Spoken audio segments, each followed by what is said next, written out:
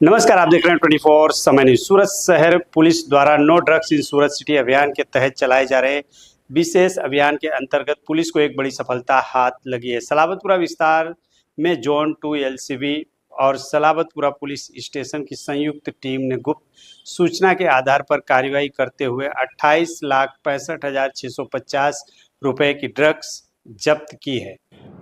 Police द्वारा दी गई जानकारी के अनुसार आरोपी मोहम्मद असलम उर्फ मारियो पठान को गिरफ्तार किया गया है। आरोपी के पास से 279.9 ग्राम ड्रग्स जिसकी बाजार कीमत करीब 27,99,000 रुपये बताई गई है। साथ ही नगद राशि और मोबाइल फ़ोन जब्त किए गए हैं। कुल जब्ती की कीमत 28,65,650 आंकी गई है। यह कार्रवाई पुलिस कमिश्नर के आदेश अनुसार नशा कारोबार को जड़ से खत्म करने के लिए चलाए जा रहे विशेष अभियान का हिस्सा थी। इस पूरी कार्रवाई की जानकारी जोन 2 के डीसीपी भगीरथ गढ़वी ने विस्तार से दी। सूरत पुलिस द्वारा लगातार की जा रही इस प्रकार की कार्रवाइयाँ नशे के खिलाफ सख्त रवैये और प्रतिबद्धता को दर्शाती हैं।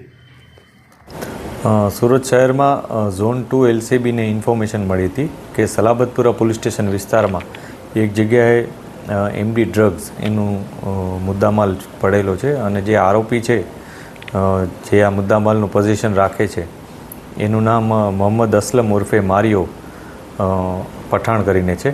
એ સલાબતપુરા પોલીસ સ્ટેશન વિસ્તારના ઉમરવાડો કરીને જે એરિયા છે એમાં હતો, એમાં રહેતો હતો। પોલીસે ત્યાં રેડ કરી। આના માટે સલાબતપુરા પોલીસની ટીમ એમના પીઆઈસી સાથે જઈ અને ત્યાં રેડ કરી હતી અને કાયદેસરની કાર્યવાહી કરી। એ દરમિયાન પોલીસને ત્યાંથી 279 ગ્રામ જેટલું એમડી ડ્રગ્સ મળી આવ્યું હતું। આ ડ્રગ્સની કિંમત 27,99,000 રૂપિયા જેટલી થાય છે। આ ઉપરાંત ત્યાંથી મોબાઈલ, થોડી કેશ રકમ આ વગેરે મળી આવ્યા હતા। એમ કરી અને ટોટલ 28,65,000નો મુદ્દામાલ ગઈકાલે પોલીસે કબજે કરેલ છે, જેમાં મોટાભાગનો હિસ્સો કે 27,99,000નો એમડી ડ્રગ્સનો હિસ્સો છે।